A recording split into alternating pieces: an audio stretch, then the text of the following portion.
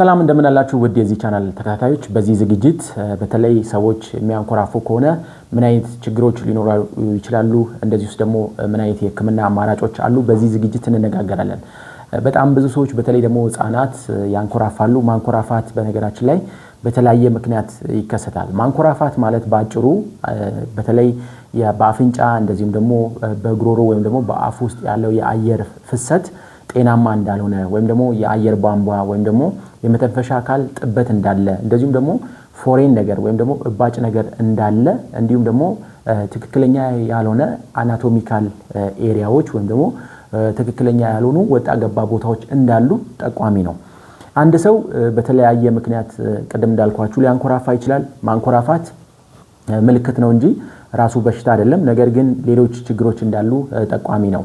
የመጀመሪያው ሰዎች የሚያንኮራፉበት ምክንያት ሴፕታል ዲቪዬሽን ወይም ደግሞ ናዛል ሴፕታል ዲቪዬሽን ብለን የምንጠራው ነው ይሄ ማለት የአፍንጫ የውስጥ አጥንት መጣመም ብለን የምንጠራው ነው የአፍንጫ የውስጥ አጥንት መጣመም በተለያየ ምክንያት ሊከሰት ይችላል በተለይ ከአደጋ ጋር በተያያዘ እንደዚሁም ደግሞ በሳይነስ ኢንፌክሽን ወይም ደግሞ በተለያዩ የአፍንጫ ኢንፌክሽን ወይም ደግሞ አለርጂ ምክንያቶች ለረጅም ጊዜ ይሄ ችግር በመቆየት የአፍንጫ የውስጥ አጥንትን የማጣመም ጉልበት ሊኖር ይችላል ስለዚህ ከሆነ ጊዜ በኋላ እነዚህ ሰዎች የማንኮራፋት ሁኔታዎችን ሊያሳዩ ይችላሉ ሌላው ደግሞ ናዛል ፖሊፕ ብለን የምንጠራው ነው ይሄም አፍንጫ ውስጥ የሚከሰት እባጭ ወይም ደግሞ ስጋ ማደግ ነው ይሄ በተለይ ህፃናት ላይ በጣም በብዛት ይከሰታል ይሄ ህክምና አለው እንደዚሁም በጣም ብዙ ልጆች በተለይ የሚቸገሩበት የሚያንኮራፉበት እንደዚሁም ደግሞ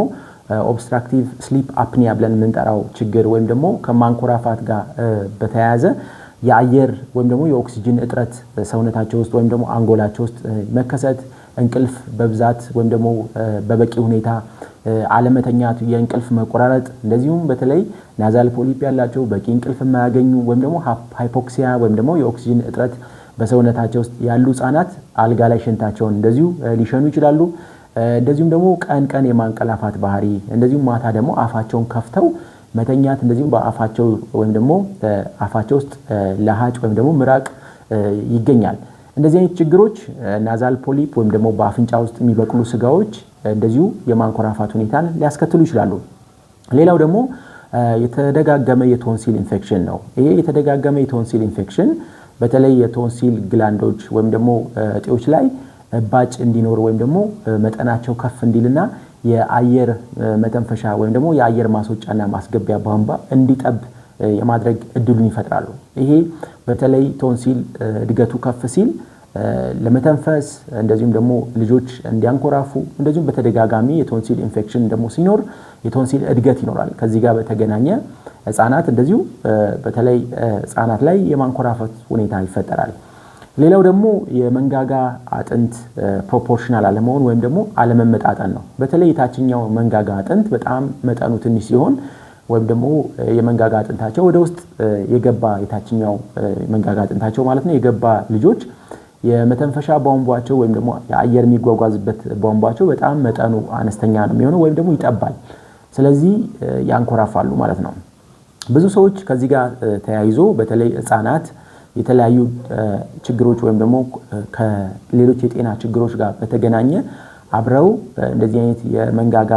የታችኛው አጥንት በጣም ትንሽ መሆን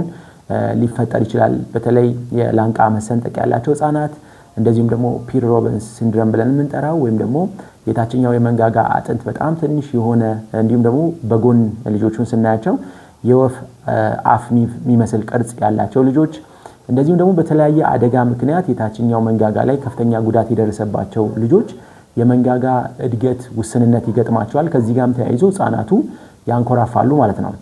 ስለዚህ የማንኮራፋት ምክንያቶች እነዚህ ናቸው ካልን መፍትሄዎቹስ የሚለውን ደግሞ ማየት አስፈላጊ ነው መፍትሄዎቹ እንደ ችግሮቹ ይለያያሉ ቅድም እንዳለው ናዛል ሴፕታል ዲቪዬሽን ያላቸው ሰዎች ናዛል ሴፕታል ዲቪዬሽናቸውን ኮሬክት የሚያደርግ ሰርጀሪ ወይም ደግሞ ሴፕቶፕላስቲ ብለን የምንጠራው የቀዶ ህክምና በማድረግ እንዲስተካከል ማድረግ ይቻላል እንደዚሁም ደግሞ ናዛል ፖሊፕ ያላቸው ልጆች የህክምና አማራጭ አላቸው መድኃኒቶችን እንሞክራለን እንደዚሁም በመድኃኒት መሻሻልና መስተካከል ማይችል ከሆነ ወደ ቀዶ ህክምና አማራጮች መሄድ ይቻላል መስተካከል የሚችል ችግር ነው እንደዚሁም ደግሞ የቶንሲል ችግር ቶንሲሌክቶሚ ብለን የምንሰራው ፕሮሲጀር አለ እሱንን ደግሞ በመስራት ቶንሲላቸው እዛ ቦታ ላይ የአየር ፍሰቱን ወይም ደግሞ የአየር ቧንቧቸውን ተጽዕኖ እንዳያደርስባቸው በቀዶ ህክምና ቶንሲሉን ማስወገድ ያስፈልጋል። እሱም መስተካከል የሚችል ነው። ሌላው ደግሞ ቀደም እንዳልኳችሁ የታችኛው የመንጋጋ አጥንት ውስንነት እድገት ወይም ደግሞ ማነስ ነው። ይሄ የተለያዩ የጆ ሰርጀሪዎች አሉ። እነዚህ የጆ ሰርጀሪዎች ወይም ደግሞ መንጋጋ አጥንትን የማስተካከል ቀዶ ህክምናዎች እንደዚሁ መሰራት ይችላሉ። የመንጋጋ አጥንቱን የታችኛው ወደፊት እንዲመጣ በማድረግ ከኋላ ያለውን ወይም ደግሞ የአየር ቧንቧ ላይ ያለውን ተጽዕኖ በማስተካከል ልጆቹ እንዳያንኮራፉ ማድረግ ያስችላል። ከነዚህ ውስጥ የተወሰኑ ፕሮሲጀሮች ወይም ደግሞ ቀዶ ህክምናዎች የልጆች እድሜ አስፈላጊ ነው ወይም ደግሞ የእድገት ጊዜያቸው መቆም መቻል አለበት እነዚህን ፕሮሲጀሮች ለመስራት። ነገር ግን እንዳያንኮራፉ ማገዝ የሚቻልበት የህክምና አማራጮች አሉ።